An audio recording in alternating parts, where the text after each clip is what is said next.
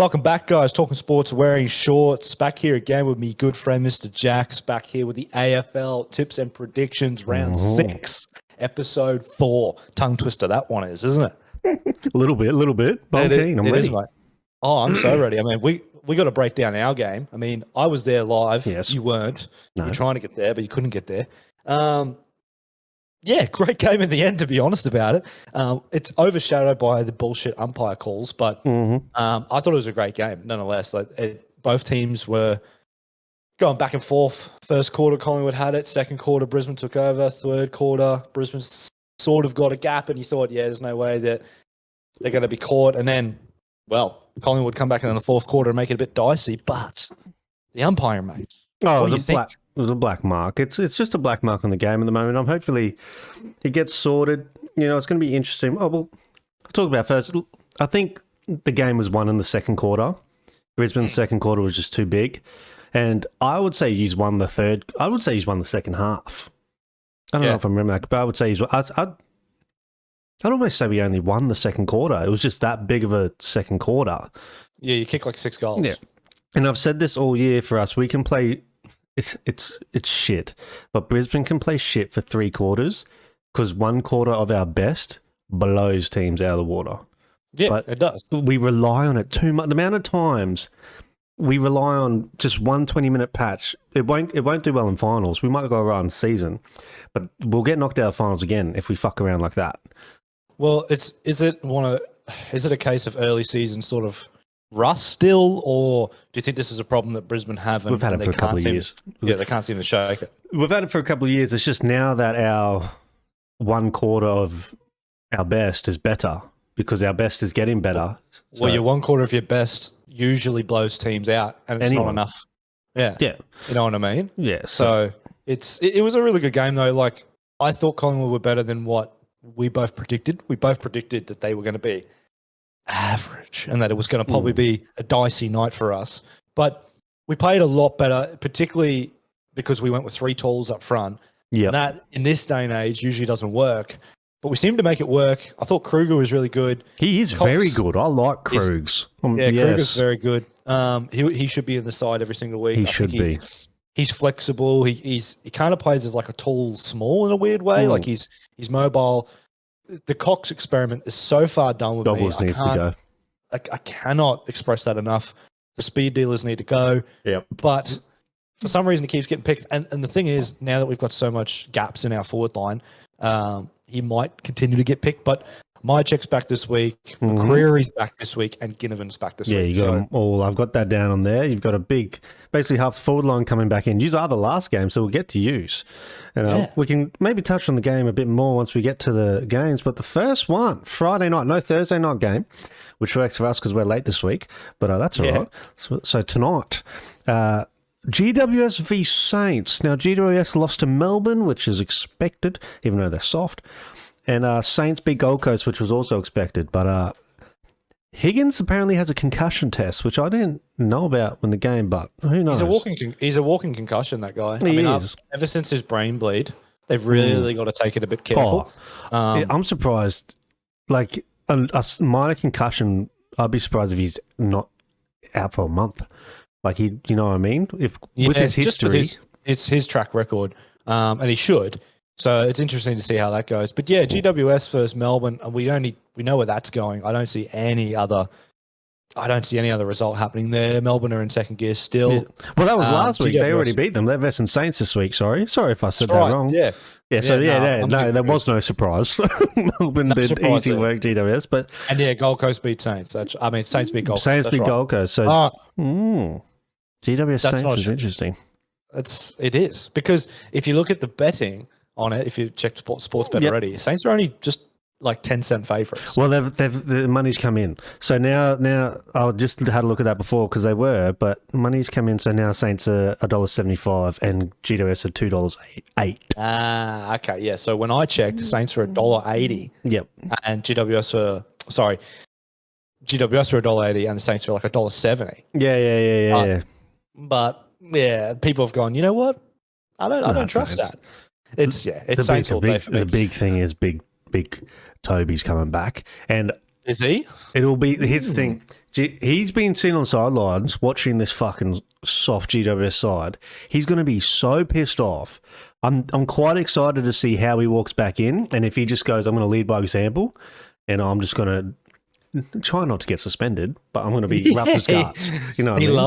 loves to throw a fly kick out. But the thing is with Toby is that he's in a position that is so sort of impacted on the rest of the midfield and the rest of the defense. Like you're a forward, so like you can have impact because you can flow in from half forward and you can flow into the middle and get involved. But like the general impact for yourself is dictated by how much you get the ball from your midfielders. And their midfield right now, and even Lockie Whitfield has been soft as butter. Soft as butter. He definitely is playing well underneath what he is capable of. He's getting a bit of slack for it too, and so he should because he should be elite. Yeah, he is. He's not playing when he's on form. You know what I mean? The only shining light for me is Tom Green, which is funny. Yeah, he's been pretty good, and that's why it'll be interesting if they just do put Toby forward and not put him in the middle because Tom Green's going off in there. But I have a feeling they'll put Toby in the middle. Just because you think Toby's going to be in the middle, just because they need some stink, mate. They're soft as they need something. I have a feeling that they're going to put him in the middle next to Tom and just because they need a rocket up the arse. And the funny thing is they've had a rocket up the arse sitting on the bench in Toby Green, so it'll be interesting to see this. And like the Saints should win this, man. But if Toby comes and changes that team's output, it'll be interesting. But I'm still going to tip Saints. Just because they're in the top 4 after 5 rounds for a reason. I think they're on some form, man. I think we can't dismiss it by any stretch. No. They're really starting to come together. I mean, the only game they lost was against the Pies, and ever since then they've just... And it was round one. Round one. And look, they didn't turn up, and it could be just one of those round one sort of write-offs where the team that shows up and is more motivated gets the job done. They're not necessarily better. But... ever since then, they've been very, very good. And look, they've played some favourable opposition. You could be honest about it. Yeah. But, I mean, they beat Richmond. You still got to beat them. Richmond aren't the best team. They're nowhere near the team they used to be.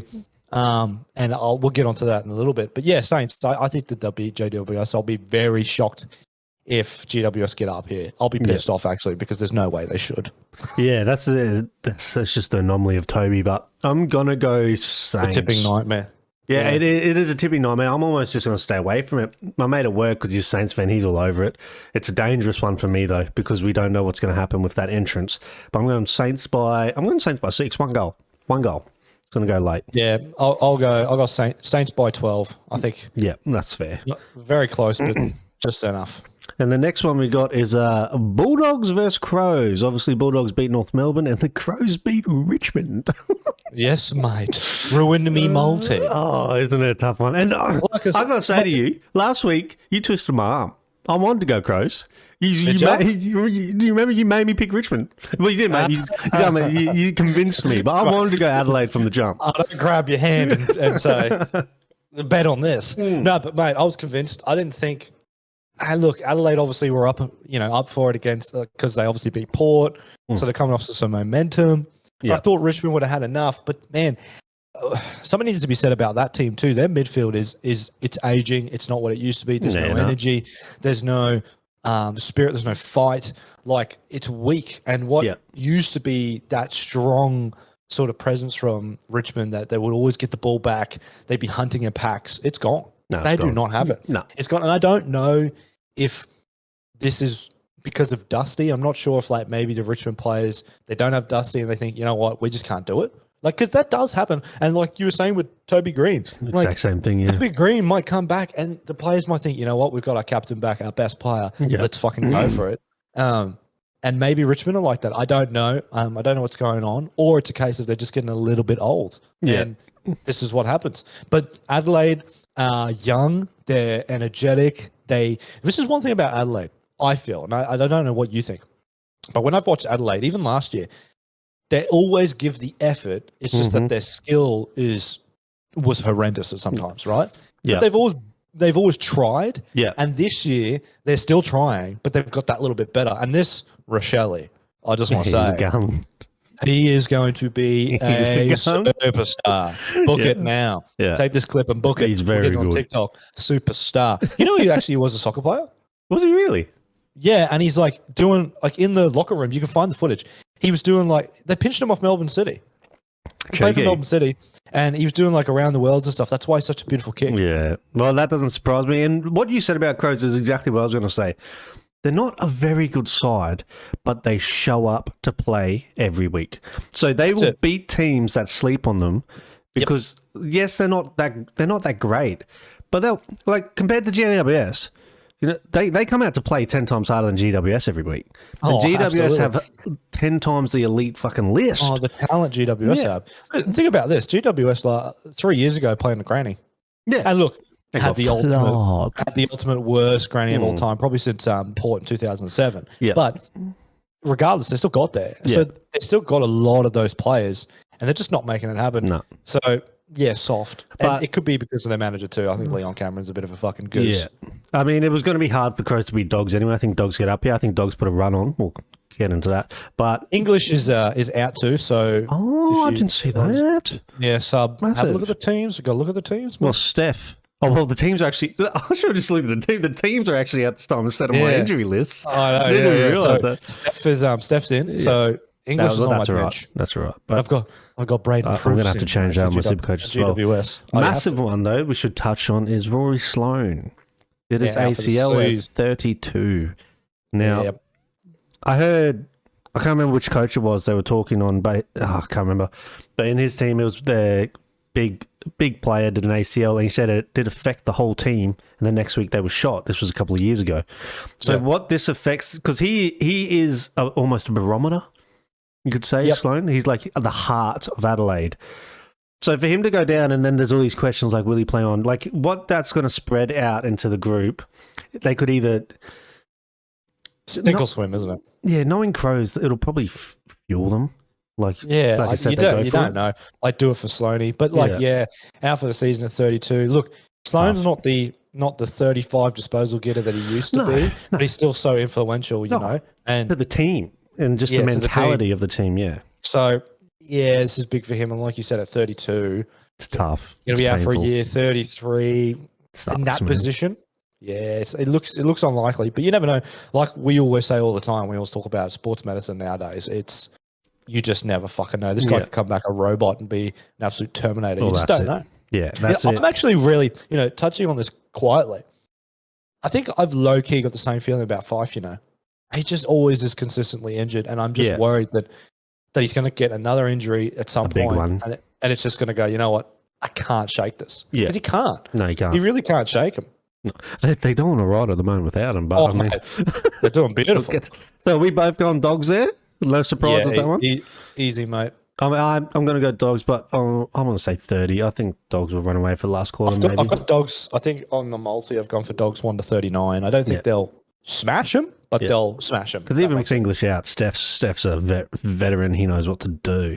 So then we've got Port Adelaide versus West Coast, the old 0-5s versus West Coast. And, like, Wines are still to be determined. I don't think we touched on him with the heart. The second heart situation this year. Crozier had one. Wines had one. Apparently he's back.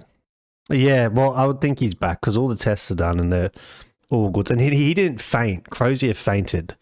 Whereas Wines didn't faint. He just come off, I think, and said, yeah, something's wrong. But it's too many now. I think at the start, like, when all this stuff started to happen, people, like myself included, were saying, oh, yeah, but there's, they may have had some previous stuff going on, previous conditions, but it's pretty obvious that these vaccines are just, they're riddling people. And it's really strange, and this is what I don't get, that high-performance athletes are the ones that are struggling. Yeah. I don't know why. I'm not smart enough to know. I'm not even going to attempt to know. Yeah. But for some strange fucking reason, these really, really fit athletes, after taking a vaccine, it's just fucking their hearts up. And it's not everyone, but it's still a really high percentage of athletes that are having this problem after that never happened before. So it's alarming. Well, I look at Christian Eriksen. That's the biggest one for me. Well, I'm surprised that they came out and denied it so straight away, because we all know it's not just a vaccine. If you get COVID,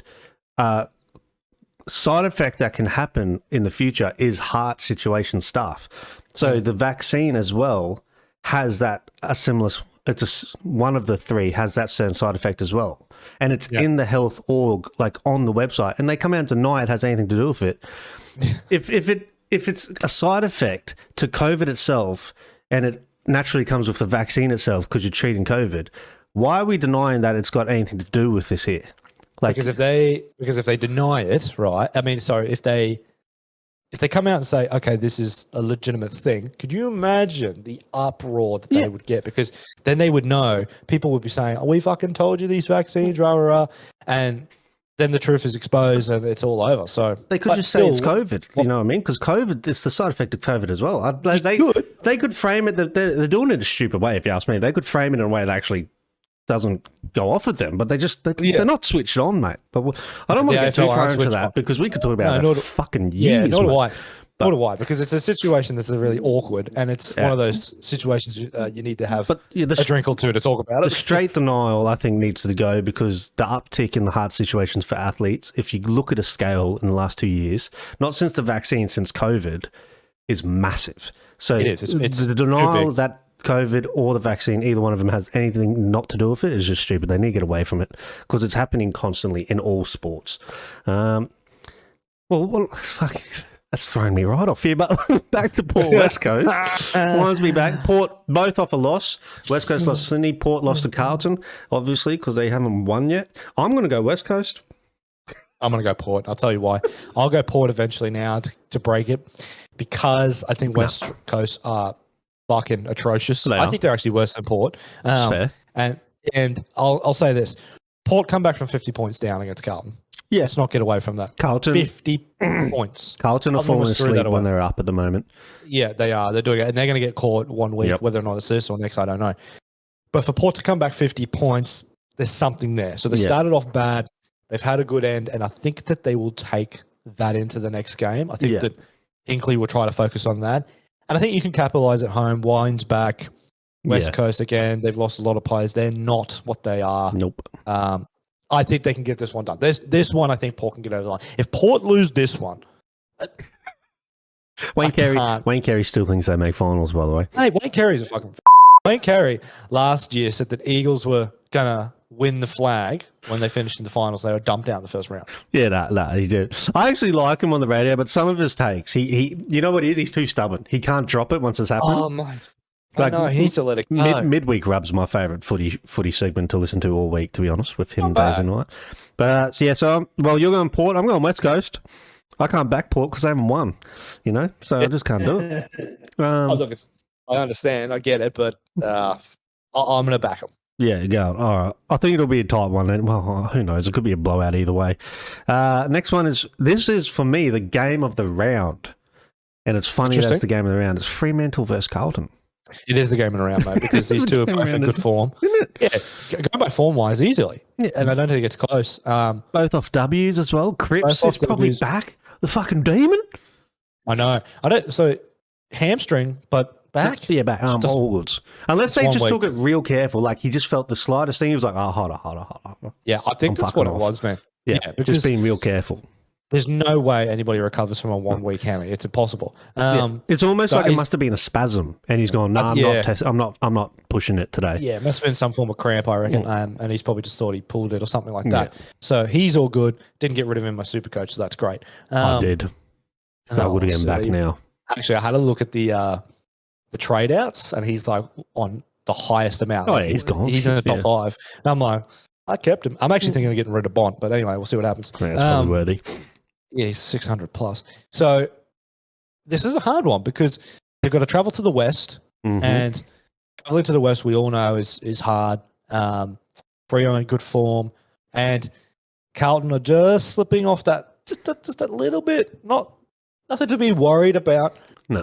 If you're a Blues fan, but there's something there that just shows that maybe that early season form is just starting to slow down. That honeymoon period, as we always call it, is starting to slow down a little bit with Vossi. And that's the test for Vossi now, to try and keep them motivated. Maybe Cripps coming back in. The captain is going to get them motivated. Very, very interesting. I actually think that over the whole pitch, I think the Carlton are a better side. Oh, yeah. They got better players.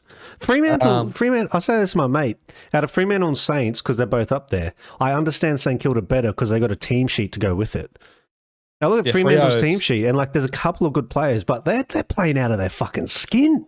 Yeah, like they got the young players that are playing way above what people think. Like Will Brodie right now is at a fucking playing at like an elite level. Super coach fucking demon, that bloke. Oh, bro, he's going to be 100 plus points every game, and he's like supposed to get 60.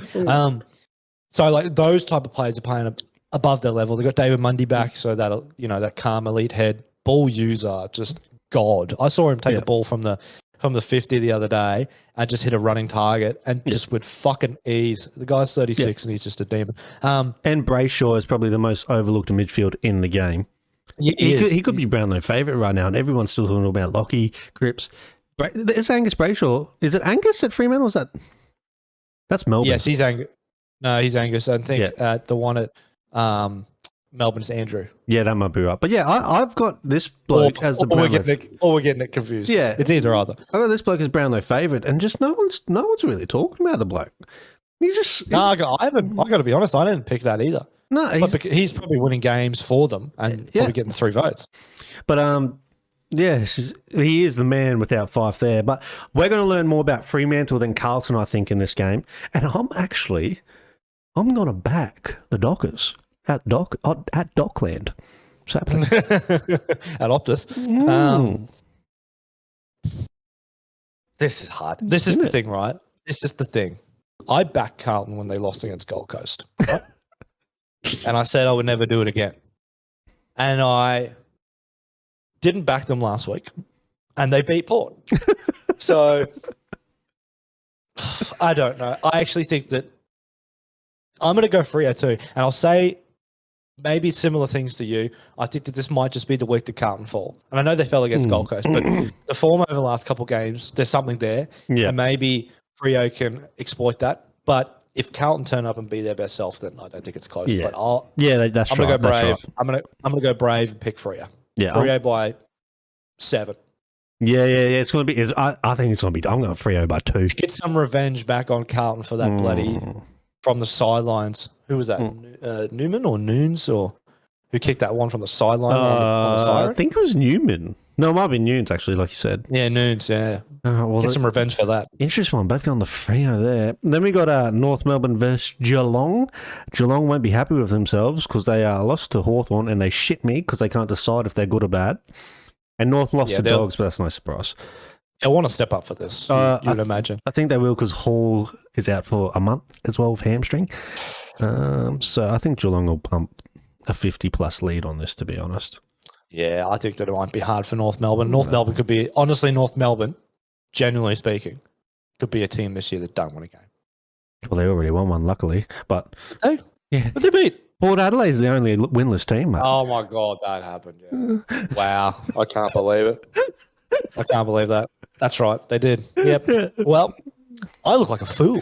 But here's the funny thing is, on par with you, North Melbourne could be the worst team I've seen in a while.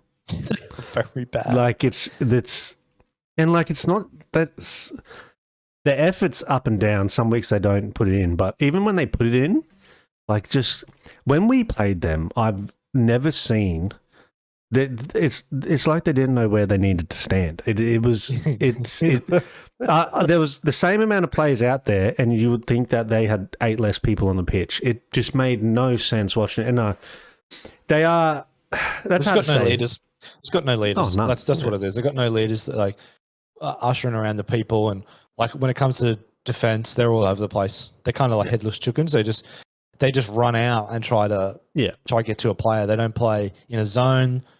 They almost play man to man a lot, and they just lose their man. That's what happens. They've got no zone, I can tell you that. So I think we're both back in Geelong here for a big one. Easy. Bit of a percentage booster. Tom Hawkins to push people in the back for days. Yeah, and you would say that Hall is their best player, and he's out. So, good old little Hall, young thug. Anyway, I like his corners. I think they're quite nice. Yeah, they're not bad.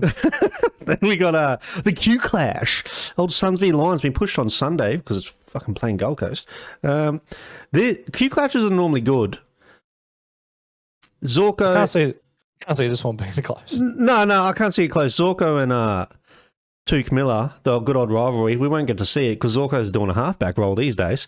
So we won't get to see that spice to it. But, yeah, Danaher for 7 goals and Lions are going to win this 40 points plus, I think. Danaher for 7. Mate, I'll give you a stat. Going to put a multi on it? Give you a stat. From round 15 last year till now, no one in the game has scored more goals than Danaher. And if you want to know why that's important, it's because round 15 last year is when Hipwood did his ACL and Danaher went exclusively forward. So when Danaher is only playing forward and not ruck, he is the best forward in the game, tall forward in the game, in my opinion. And he's proven that to me this year. Well, we always know that. We've always known that. I've always known that. See, I was shaky on him, and even last year, I wouldn't have said he was in the top 2 best tall forwards last year. But now, like, is incredible. And like I said, because he had the last 8 games just forward, when he just has to focus on being a forward, he misses a lot. But he gets 7 shots a game. He gets 7 shots every fucking game. The thing is, if he could kick straight consistently, he'd be the best forward to ever live, I reckon. He's so hard to contain because he's so tall, he's so athletic. He can take marks for days. He can kick from anywhere. He's quick. He's agile. And here's the thing: let's not diminish what he did against Collingwood. Like let's give him some praise here because I think that Jeremy Howe is elite, and I think that Jeremy Howe stopped him a lot. Well, he wasn't even the man too. You know, he was second. He's second up in on him. But that's how Jeremy Howe plays. We all know that. Brilliant. But Darcy Moore is no scrub. Darcy Moore is an all-Australian defender. And Joe Danaher had him on toast. Well, not so much Darcy Moore. He had Roughhead on toast. Yeah. Felt sorry for Roughhead because it was his first game back season. But he had him on toast. Like every single contest, and they bullied him. They did. And they swapped it. Yeah. They swapped a lot of time. But Danaher had his way with it. And he's done that. He can do that to a lot of people. And and the thing is with Brisbane is he's staying fit. At Essendon, he was never fit. Like he'd always get injured. And that's what kind of stopped him from hitting that mark, hitting that peak. And at Brisbane, he's hitting that peak. I wouldn't be surprised. Who's going to mark him at fucking Gold Coast at the back line? I said that to my mate. Who the hell? That's why I say he's going to kick 7. I can't tell. I'll go 10. I'll go 10. I'll go 10. No, I want to see what it's paying. 10 because we'll kick 7 goals, 6 behinds. That's what's going to happen. That's true. I wonder what 10's paying. Oh, you can't even bet on that. Oh, you'll probably be able to bet on it. Surely you can. I bet you for 6 and up, it's like $4, 4 to 1. I bet. Yeah, because they know it's not going to be much. Because that's what I was. Oh no! Just when Hipwood comes back, I'll open the game up so much. We've seen enough to know that we can't move Joe. I've been saying for months we need to turn Hipwood into the second ruck forward role. He's tall enough. He's too small. Small. Well, this will blow your mind. He's 2 centimeters shorter than Big O. No, not in terms of height, just body. Too small. Yeah, I get you. But the thing is, we can't. I get you, but he's slender, we're not moving Joe. We can't. No, you can't. We can't. Like it's we can't now. So it's just. Well, they will. You know they will. Well, the thing is, if we find out McStay's, because there's rumours McStay's getting $800,000 thrown at him from Victoria clubs. So if we know yes, mate. People want McStay. So, if one of those Victorian clubs is fucking Collingwood, I'll be out of here. If he goes, he's good, man. He's good. He just can't kick straight. He's third fiddle. Well, it's funny. In the last 2 years, he's kicked, I think, 75% accurate. But it was before these last 2-3 years where he wasn't. But yeah, we can't pay him that much. He's not 800K. No. That's someone's trying to fill a spot, and we won't pay him. We can't. We won't have the cap. North Melbourne, probably for sure. So if we know he's booting, that might be Hipwood's spot straight back in. But we'll see. But McStay's quite important to us at the moment. But spend a bit of time. Yeah, I think it's going to be by 50 as well. I think it could be a smacking. We'll see. Gold Coast had a shit game last week, and they go shit good. So they'll probably be good. They do, but they're not good enough to beat Brisbane. No, but hopefully we don't just do the 1 quarter slapping, and we actually put a percentage on them. Oh, even if you do, you're still good. Oh yeah, we'll be alright. But I want to flog them. It's cute clash. What have we got next? Richmond versus Melbourne. Richmond lost to the Crows. Melbourne beat the GWS. Hugo Ralph is out for 1-2. Hugo Ralph Smith. What a fucking fake ID name. It's the best fake ID name I've seen. If you had a fake ID, 18 years old, and you showed me that Hugo Ralph Smith, and you had a mullet. You had a mullet as well. It's brilliant. Anyway, he's out for 1 to 2 weeks. Where did you get this? The ribber. 1 to 2 weeks with the ribs. So he's out, but I think everything else is all good. Melbourne will win this. 20 points. Melbourne by 6. You reckon it'll be close? I reckon this will be close because this is what it just will be a Richmond fucking annoying. Yeah. You know what I mean? Like, you'll back Melbourne, you'll be like, Melbourne to the earth, and then Richmond will be like, 2017 Richmond, here we are. You know what I mean? Yeah. It'll just be one of those. I can sense it. Here's the thing is, I think that'll happen too. And I'm going to say Richmond are ahead at halftime, and then Melbourne will show them that what everyone always knows, and that you're done. There's boss. You're done. Boss. There's a new team. Yeah. And we're going to I reckon that's a fair call. Richmond to lead at the half. And then Melbourne probably to look really great, to look real solid, and everyone will be like, oh, this is the Richmond of old. And then Gorney and Petrarca and Oliver will just be like, calm down, son. Yeah, they'll just calm down. We got this. They'll boss it. Yeah. But I think it'll be close. I'm going to go 30 points plus, I think. And maybe it's just me wanting to see it, but I can see a score. I mean, I hate Richmond, so I'd love to see it. Yeah, so we're going on that. Well, we're both going Melbourne. I'm going a bit larger than you. Another cracker, Hawks v Sydney. Obviously, Hawthorn beat Geelong. In Tassie. I can't. Well, in Tassie's massive. Hawthorn didn't even play well in Tassie when they were rubbish. Yes. It's a big thing. Yeah. Hawthorn that's the only thing that's got me thinking. Yeah, Hawthorn for me are the one team that don't make sense right now.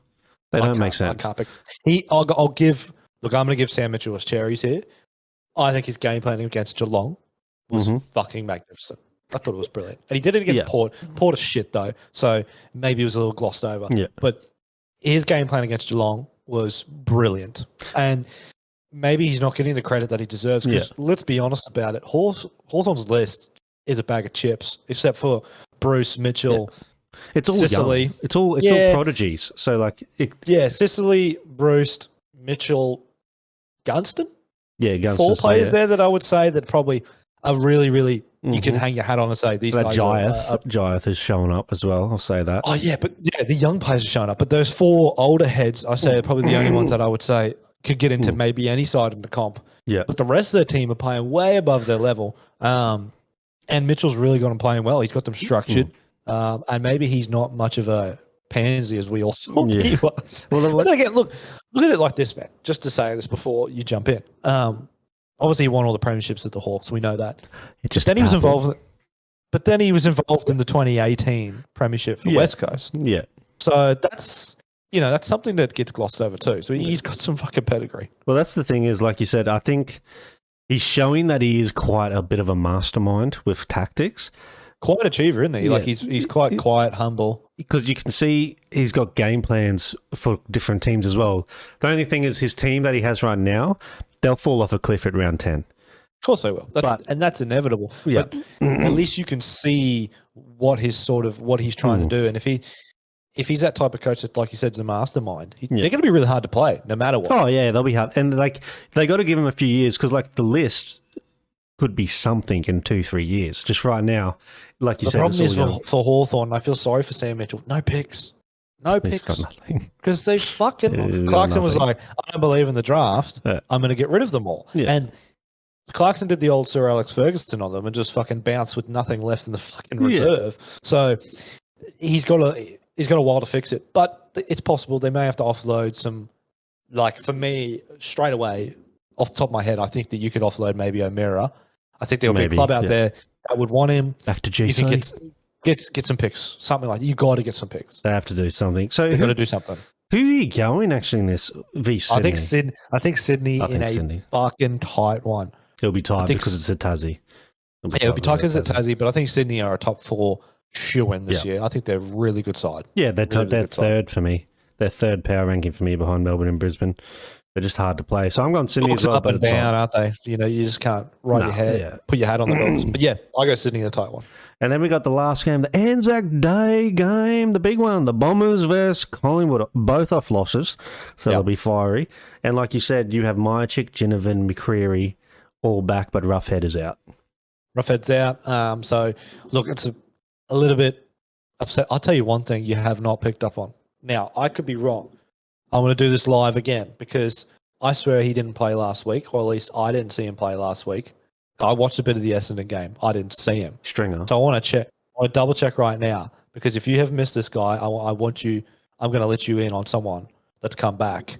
And it's monstrous. And I knew it. I fucking knew it because this happens every single time with Collingwood. Let me have a look at Essendon. Teams, lineups against Freo. Shield played last week, I think, if that's who you're about to say. It's not Shield. Yep, he didn't play last week. You're missing the biggest one of a lot, mate, and this is why I'm scared. The package. What a nickname, mate. The package. He's back, mate. Is he back? I actually thought he wasn't back this week. This is monstrous for me. He's at Toby. Because this guy will kick 6. Yeah, he's guarantee at it. Toby. Anzac Day, he'll fucking have the body on. He'll show up. He'll do some fancy shit from the boundary. It's going to happen. And that's what scares me because I don't think Essendon are a great side this year. I really don't. I think they're quite poor, and I don't think they'll make the 8. But yeah, Jake Stringer has an X factor to him. And against Collingwood on Anzac Day, Essendon need a win. They're going to show up. It's going to happen. Both teams will show up, I think.